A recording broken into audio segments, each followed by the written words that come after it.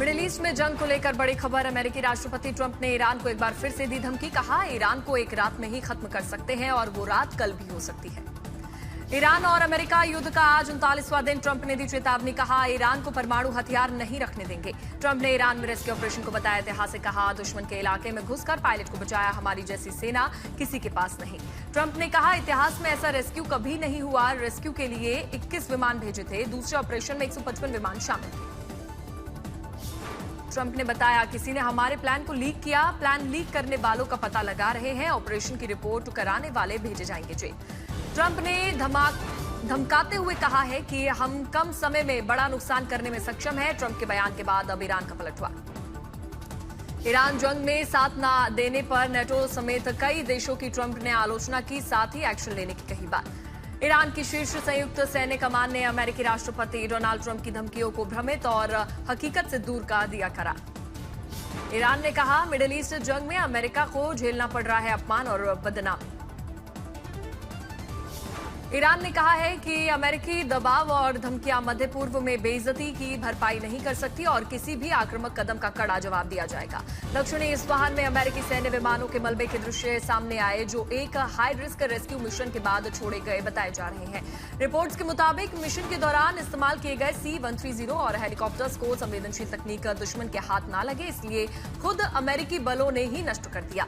America और Israel ने सोमवार को ईरान पर बड़े पैमाने पर हमले किए, जिनमें 25 से ज्यादा लोगों की मौत हुई। तेहरान की शरीफ यूनिवर्सिटी ऑफ टेक्नोलॉजी की इमारत को भी निशाना बनाया गया। इस बीच ईरान ने जवाबी मिसाइल हमले किए, जबकि ट्रंप ने हॉर्मुज खोलने को लेकर डेडलाइन दी। हालांकि 45 दिन के सीजफायर प्रस्ताव को ईरान ने ठुकरा दिया है। ईरान के काशान शहर में एयरपोर्ट पर हुई हवाई हमला। इस्फहान के डिप्टी गवर्नर ने मीडिया को दी जानकारी। इजरायली सेना का बड़ा दावा। ईरान के साउथ पास पेट्रोकेमिकल संयंत्र समेत तेहरान में मौजूद 3 हवाई अड्डों को बनाया गया निशाना। इजरायल के तेल अवीव में मौजूद बाजार पर गिरी ईरानी मिसाइल हमले में कई घरों और दुकानों को पहुंचा नुकसान। पानी और सीवर लाइन भी फटी। इजरायली सेना के हमले में मारे गए ईरान के intelligence chief general Majid Khademi. Israeli रक्षा मंत्री की चेतावनी। अब ईरान के हर बड़े नेता और कमांडर की बारी। असम, केरल और पुडुचेरी में आज थम जाएगा चुनाव प्रचार।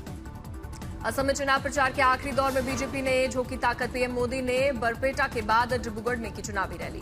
बीजेपी स्थापना दिवस पर पीएम मोदी ने कार्यकर्ताओं को बताया पार्टी का मंत्र। कहा, हमारे लिए राष्ट्र सर्वोपरि। बांग्लादेश के विदेश मंत्री खलीलुर रहमान आज भारत आएंगे। दोनों देशों के बीच द्विपक्षीय रिश्तों पर होगी अहम चर्चा। बांग्लादेश के विदेश मंत्री का भारत दौरा माना जा रहा है काफी ज्यादा अहम। इस दौरान व्यापार, कनेक्टिविटी, क्षेत्रीय सहयोग जैसे मुद्दों पर बातचीत की उम्मीद। कई समझौतों पर भी सहमति की उम्मीद। पश्चिम विक्षोभ के चलते पहाड़ी इलाकों में बर्फबारी का दौर जारी। जम्मू से लेकर हिमाचल प्रदेश में मौसम बदलाव का असर।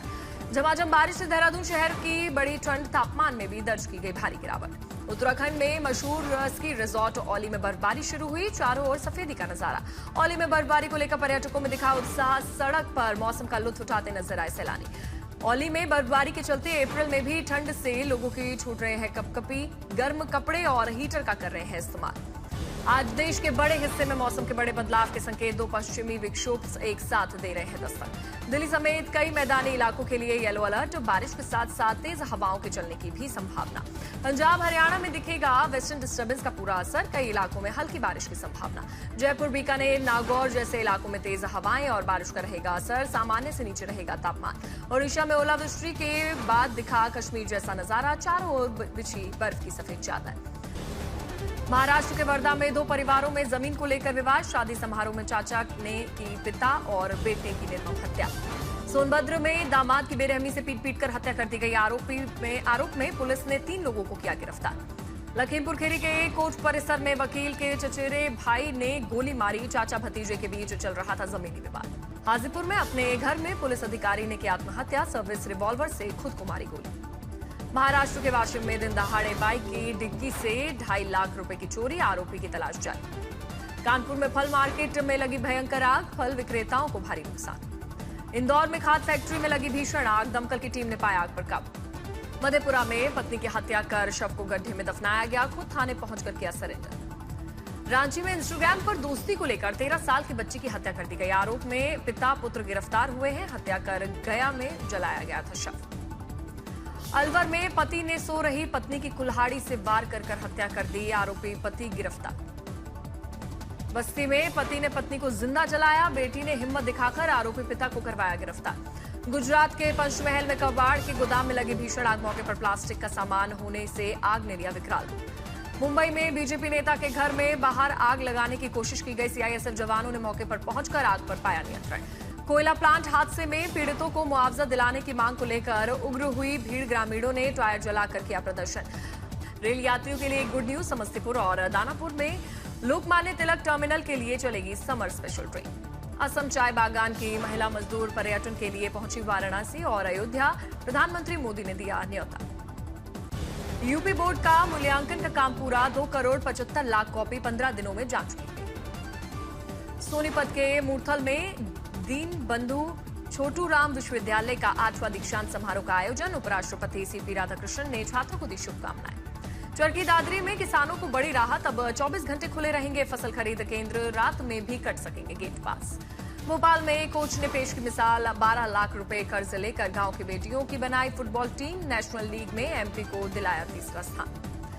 बोत्सवाना से कूनो नेशनल पार्क लाए गए 6 चीतों का क्वारंटाइन समय पूरा हुआ, बड़े शिफ्ट किया गया उनको और कूनो नेशनल पार्क में फिलहाल कुल 50 चीते। गुवाहाटी में आज हाई वोल्टेज मुकाबला, राजस्थान रॉयल्स के साथ मुंबई इंडियंस की भिड़ंत। गुवाहाटी के बरसापारा क्रिकेट स्टेडियम में खेला जाएगा ये मैच, शाम 7:30 पर शुरू हो जाएगा मुकाबला।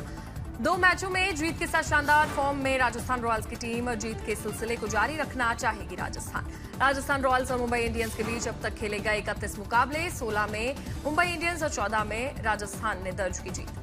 राजस्थान के वैभव सूर्यवंशी, यशस्वी जायसवाल और जुरेल पर फैंस की नजर, मुंबई की ओर से रोहित और सूर्य कुमार से भी बेहतर परफॉर्मेंस की उम्मीद। आईपीएल 2026 का 12वां मुकाबला बारिश के चलते रद्द, पंजाब किंग्स और कोलकाता नाइट राइडर्स को मिले एक अंक।